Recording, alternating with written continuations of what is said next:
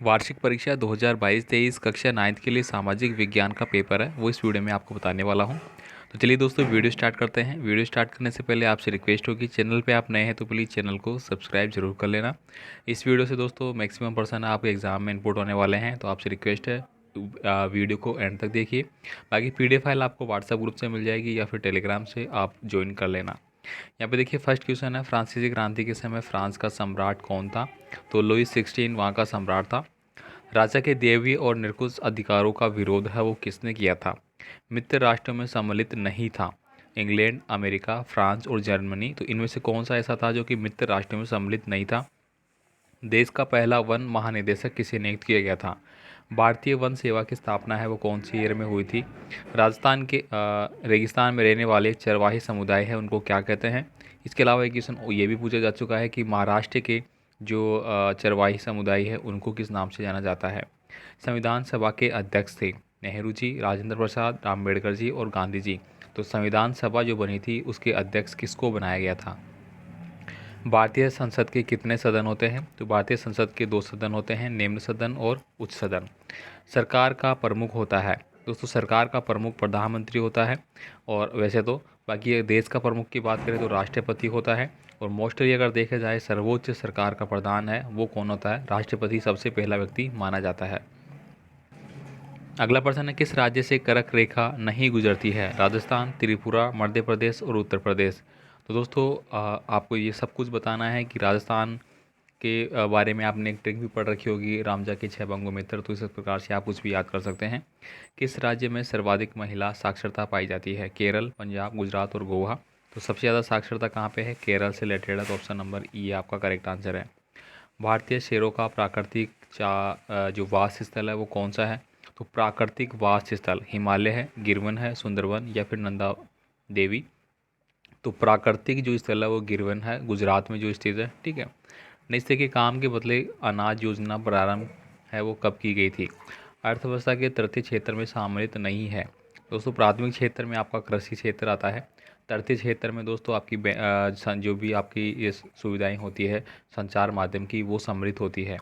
यहाँ पे पूछा जा रहा है अर्थव्यवस्था के तृतीय क्षेत्र में शामिल क्रिया नहीं है, तो आपकी कृषि है वो नहीं है, बाकी आपकी सभी तृतीय क्षेत्र में आएंगे।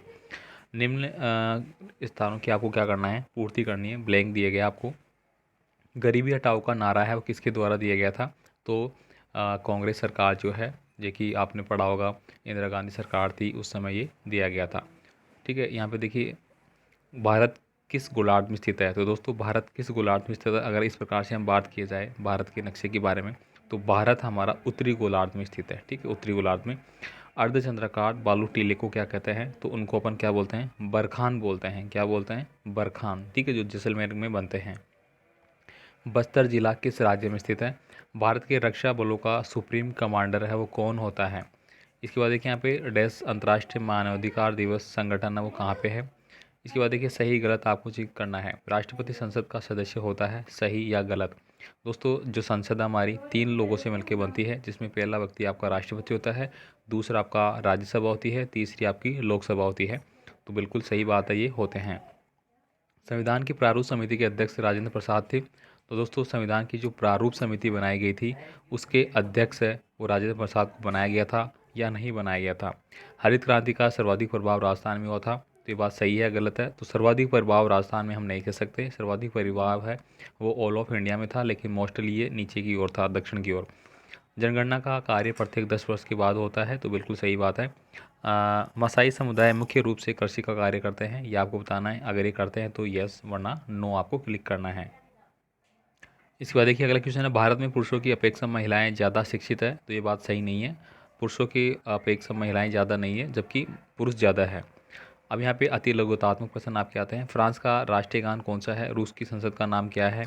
नाथसी पार्टी का पूरा नाम क्या था? आर्थिक महामंदी की शुरुआत वो कब हुई थी?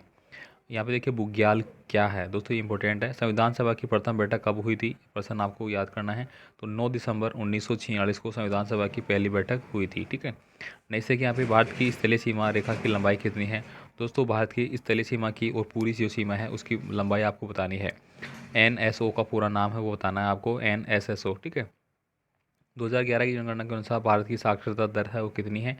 किस मूल अधिकार को संविधान की आत्मा कहा जाता है? तो दोस्तों जो आपका मूल अधिकार है हमारा कौन सा, अगर हम अधिकारों की बात करते हैं तो किस मूल अधिकार को संविधान की आत्मा कहा गया है ये आपको बताना है। अनुच्छेद की बात करें तो अनुच्छेद जो 32 है उसको अम्बेडकर जी ने हमारा क्या बताया, संविधान की आत्मा बोला गया है। लेकिन हमें पूछा गया है मूल अधिकार, ठीक है, जो हमें मूल अधिकार दिए गए हैं। तो हमें दोस्तों जो अधिकार दिया गया है यानी कि शोषण के विरुद्ध अधिकार, स्वतंत्रता अधिकार, ये सब कुछ आपने पढ़ रखा है। तो यहाँ पे संविधान को उपचारों का जो अधिकार है वो इसमें मान्य है। लोगों के मौलिक अधिकारों की रक्षा काम करती है। चुनाव घोषणा पत्र जारी कौन करता है? भारत में समस्त विश्व का कुल कितने प्रतिशत क्षेत्रफल पाया जाता है? भारत में साइबेरियन सारस किस ऋतु में आते हैं? तो यह आपको बताना है कि साइबेरियन सारस है, आपको बताया कि ये जो भरतपुर है हमारा, केवला देवी राष्ट्रीय गण विहार, ठीक है, यहाँ पे ये आते हैं। तो ये किस ऋतु में आते हैं ये आपको बताना है।